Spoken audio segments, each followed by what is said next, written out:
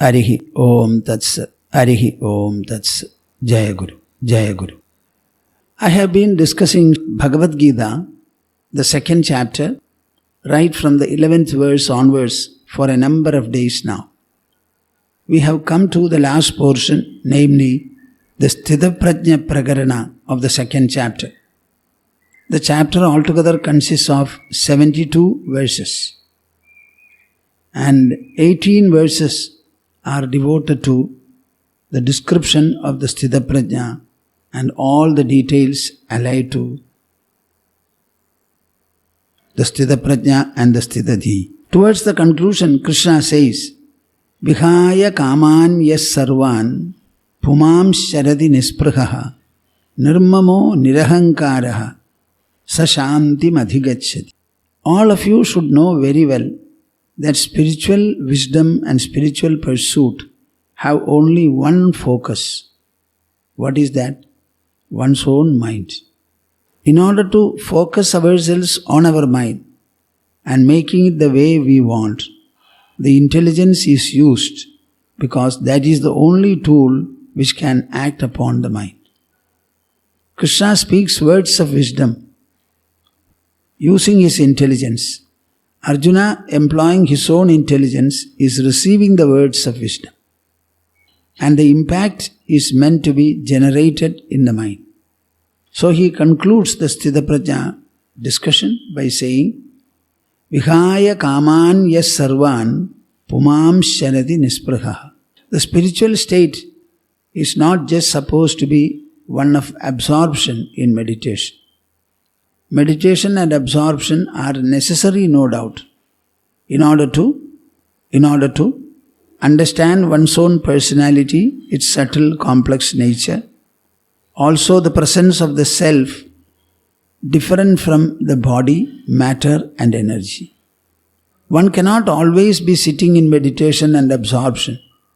In that case, the karmic world will come to a stop. The entire universe is revolving like a wheel with activity of a smaller or a greater dimension. Within the atom is the activity. The whole earth is revolving and going around the sun. So activity is the very core and content of nature. We have to be active.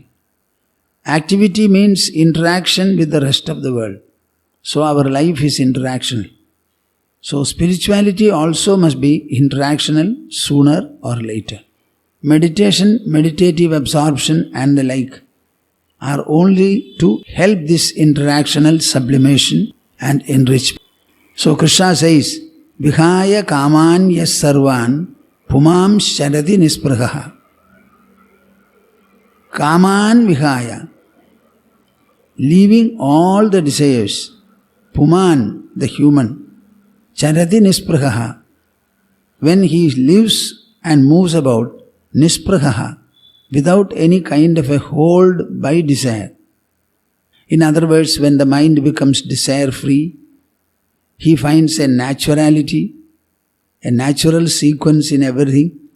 Early in the morning we get up, we wash our teeth, maybe we have our breakfast, we have our bath,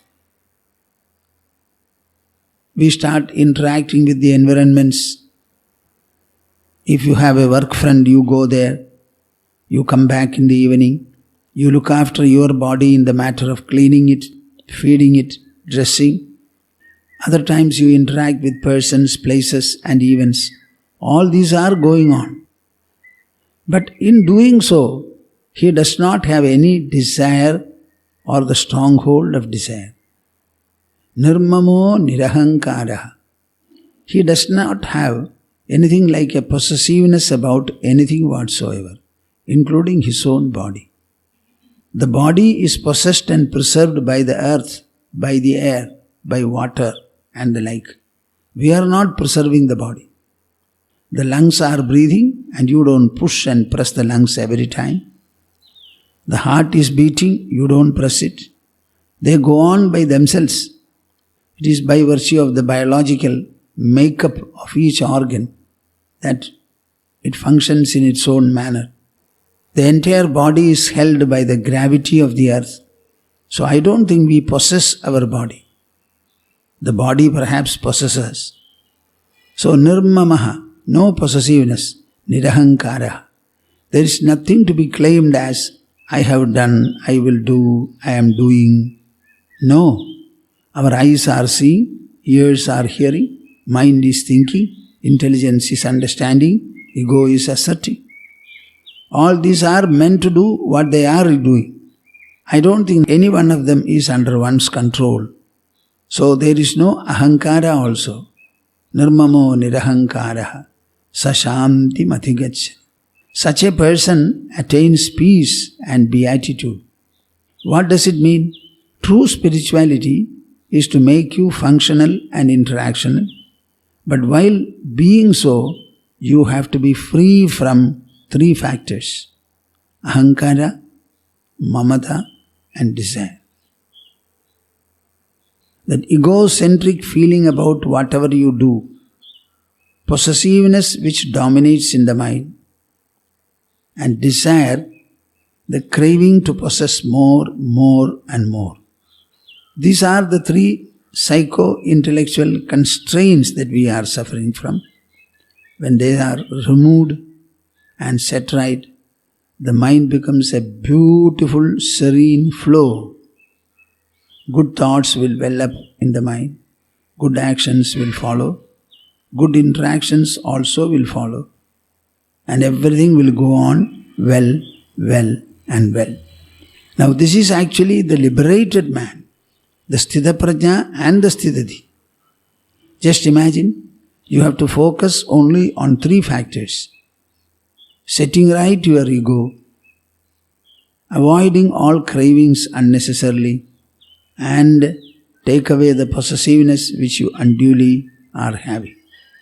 If these three are looked after and eliminated, and it is perfectly possible, then you become a Jivan Mukta, a knower of truth, a Sthita Prajna and a Sthitadhi. See how it is related to our interactional life. Harihi Om Tats. Jai Guru. Jai Guru.